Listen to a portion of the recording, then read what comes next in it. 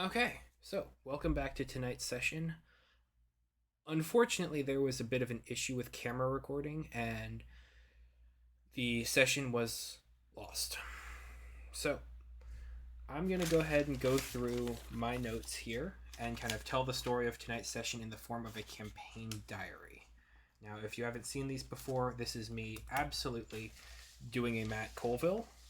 And so hopefully this works as a good way to recap and recount the story. So we begin where we left off. Zace adrift on the plane of elemental air, whereas Kara, Echo, and Zagra have reunited in Synax.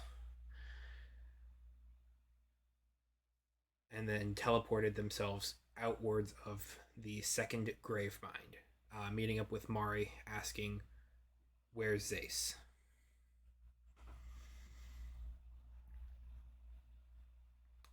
After the fight at the Gravemind, Zace took a heavy blow and failed their saving throw from a Veilbreaker, scattering them across the planes and landing them on the plane of elemental air, a planet that is known as Geothdash. Um, on this planet, they find themselves floating, surrounded by air, whipping them in every direction to the point of it being almost fluid at this point. They are above a vent. They are held aloft by the skies, and they reach and they look out and they see one of two possible things. Zace, rolling a 23 on their perception check, notice the good thing first. They see a hero.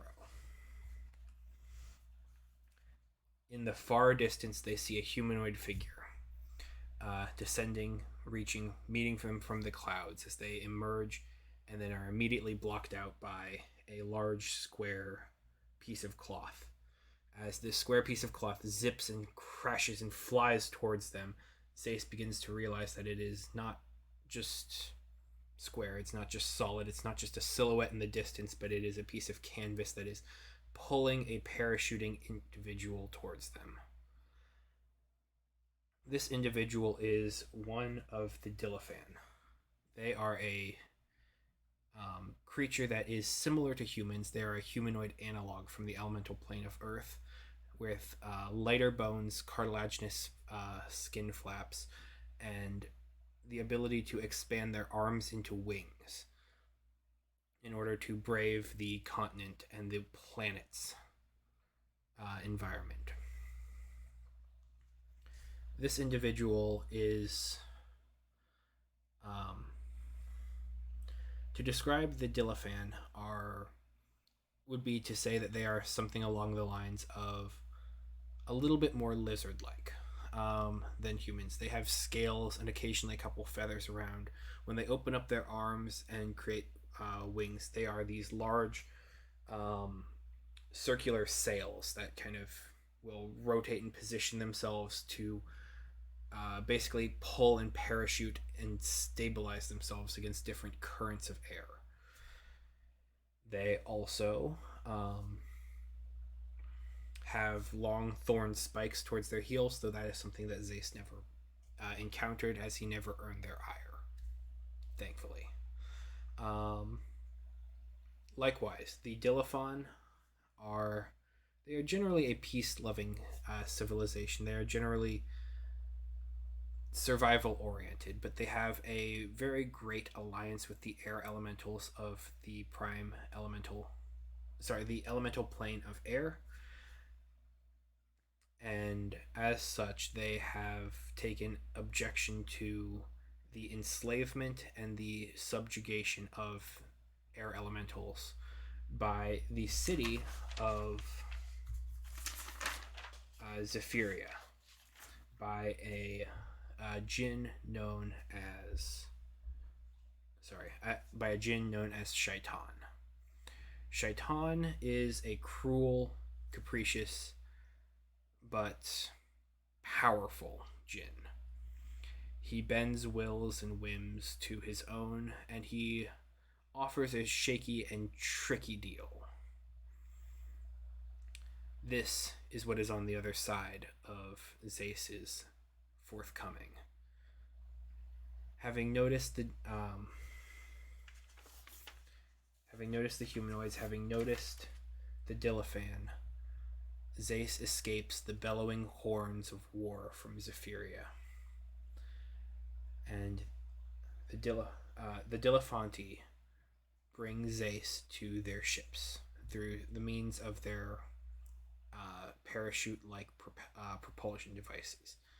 Long devices that have thick strings and cords that parachute out maybe 40, 60, 80 feet, and then have a spring lock loaded mechanism so that when you pull a pull cord, it will immediately suck the whole thing back in so as to preserve the device and thus slow the ascent and the rise and the fast movement of the character.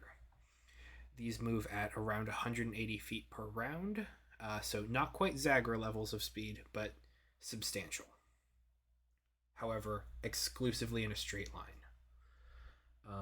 So Zeus is able to do this, rolling incredibly well on his strength check, enough to break the cloud cover and see a ship off in the distance where the Dilephanti are convening. In this moment above the clouds, Zeus sees the first glimpses of Zephyria. They see the ring of ice around the planet. They see the sun and get its warm glow. However, returning to the ship, going there for, the first time, Zeus begins meeting and talking with these people, expressing discomfort, confusion, nervousness. The Dilephanti do not understand.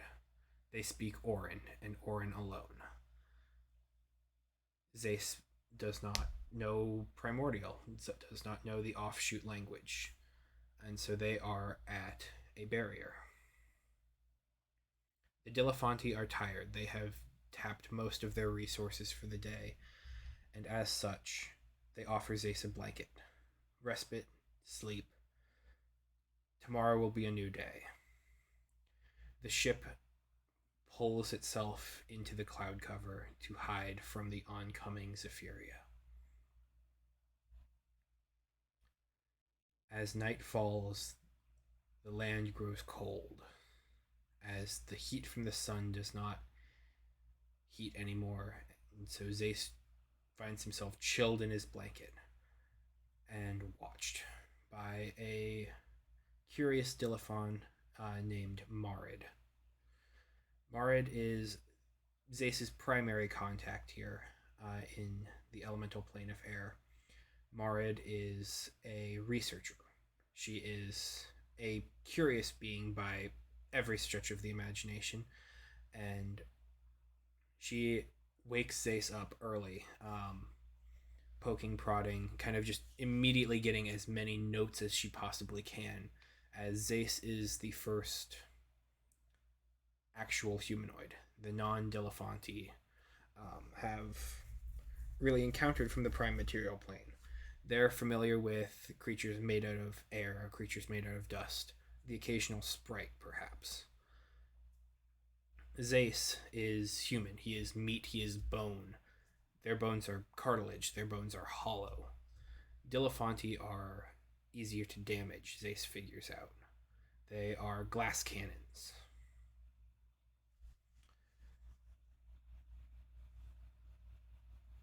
The next day, the Dilephanti bring Zeus, by means of propulsion devices attached to their ship, towards a meeting place where they meet up with 8 other Dilephanti ships that are each just kind of scavenging the planets and wicking the clouds for moisture for their own sustenance. From there, Zeus gets a gangplank for himself to join the main ship here, and where they try to pressure him to an arcane circle. Zeus, unknowing of what the circle's capabilities are and his own hesitancy of magic, he refuses, being reluctant to it at first. It is upon this that the Dilettanti show their next ability, Mind Link. They telepathically communicate with Zace for a short amount of time, telling him of a prophecy of a being from far away who is going to save them and save the air elementals and destroy something known as Tor Navrok. Zace doesn't know what this is, and he repeatedly tells them that he is not a hero. He's in this for himself, that he is going to try and find Awesome. They don't know who that is. He gets to explain it to them, and they are receptive. With time, the Dilettanti could be great disciples of Awesome. And I'm not sure if Zace understood that, but they were interested. They were receptive to the message, and they are practitioners themselves of the leave no waste.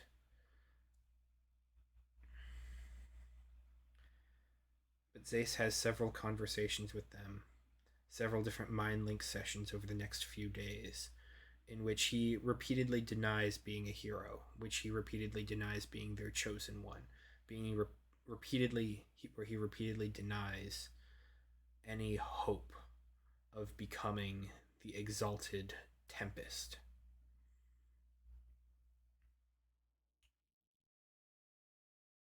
And it is on the next day that he returns to the command vessel, for lack of a better word, where the Dilettanti present to Zace a plan. Not necessarily a plan to make him a hero or to follow through with the prophecy, but they tell the story of Shaitan. They let him know everything that is going on, and they tell him that whatever it is, disrupting Tor Navrok, whatever that may be, is going to be what is best for them and their people. Zace is sympathetic to the cause. He wants to help, but he is uncertain. He is not sure of himself. He is not confident in his own abilities.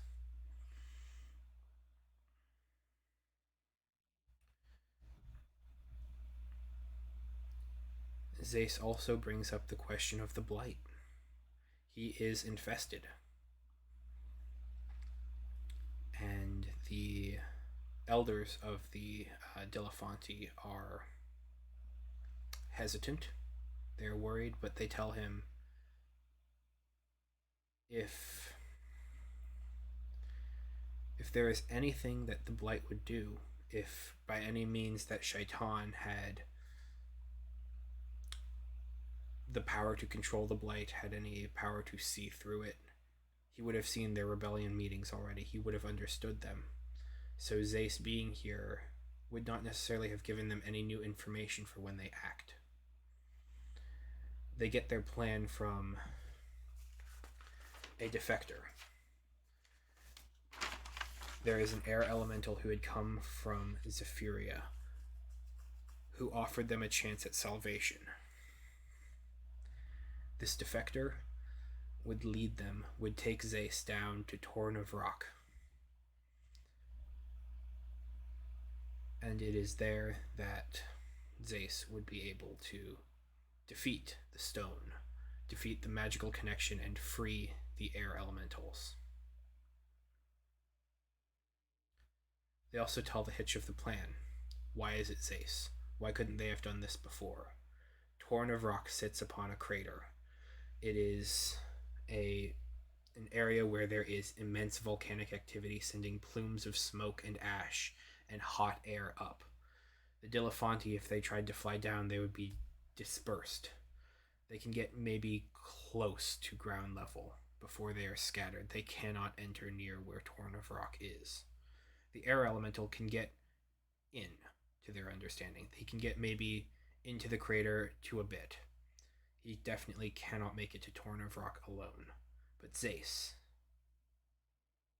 Now Zace just possibly could. And as their luck played out, he did. As 2 days passed from the discussion of the plans, the hesitations of the Blight, Zace prays to Ozum repeatedly.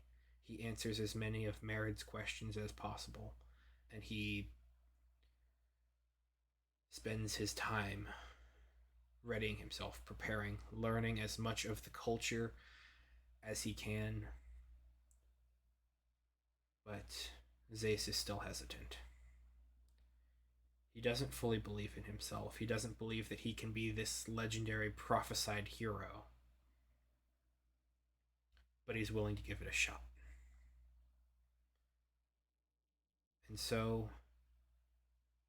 on the second morning, Zace descends. Well, second morning after the Council of the Blight. So Zace is here for 4 days at this point. Zace descends down.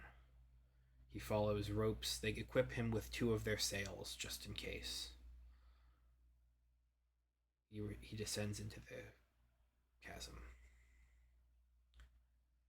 alongside the air elemental.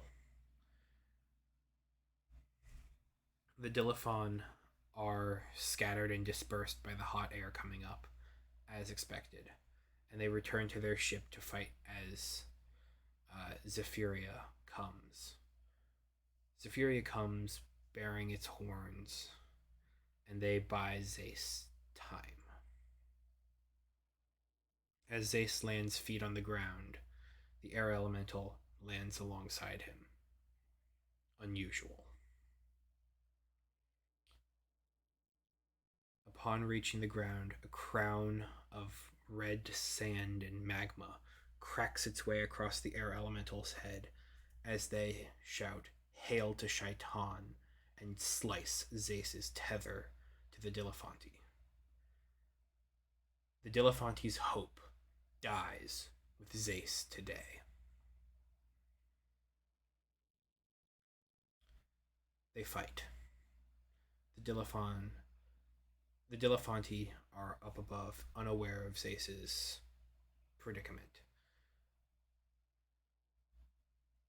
The air elemental pushes Zace, trying to shove him into lava. Zace resists, he blocks, he fights, and in a moment of desperation, he charges, running up a cliff over and leaping himself, throwing himself onto Tor Navrok, a large stone made of what looked to be pure white marble, or perhaps a granite of sorts, with a inky black ichor that kind of swirls and surrounds it, and on every facet of the stone's being, words written in Draconic. Names, stories, lifetimes of all those that the stone has either consumed, seen, or understood in its most dire and contemptuous moments. Now, completely unbeknownst to Zace, Tor Navrok is the Omphalos of Enchiridion, one of the draconic gods of the Shattered Seas, who has bound itself to Shaitan. As Zace begins pounding away with the femur of a moose that he has collected, he blesses the area with the light of Ozum shining forth from within him, beating back at the air elemental and just cracking into Tor Navrok. As he does, Shaitan, the Jinn of Zephyria, appears. A being made of sand and fire, surrounded by orbs of black metal and molten magma, each with air elemental power coursing through within them, begins attacking and assaulting Zace, who mostly ignores him.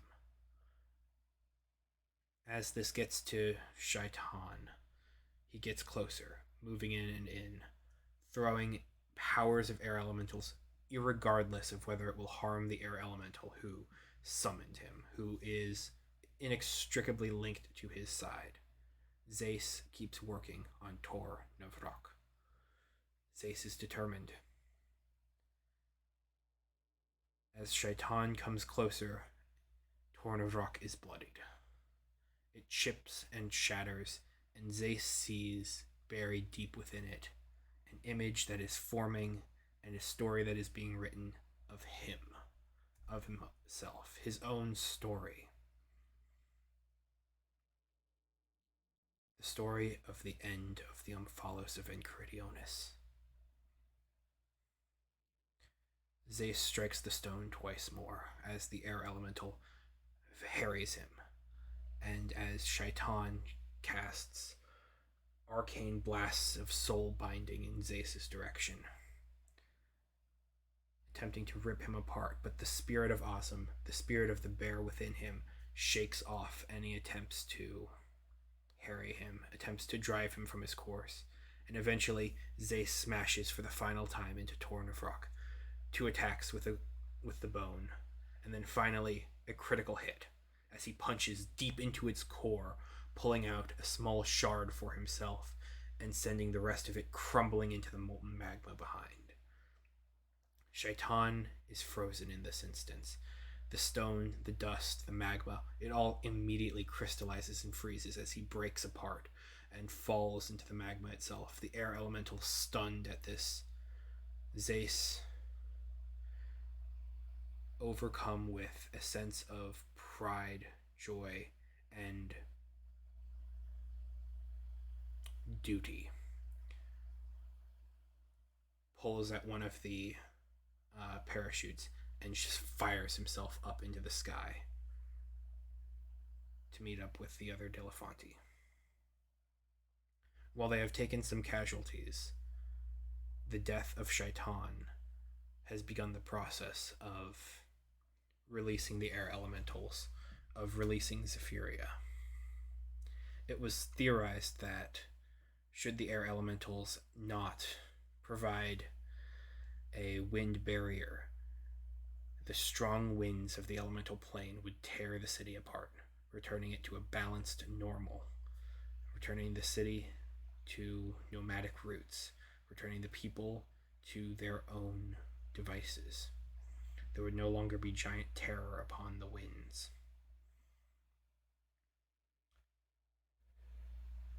As Zeus rises, still taking in everything that he has done, Merid comes to him and christens him Zodiark, Tempest Star. A level up from the Ace Hunter, perhaps. Zeus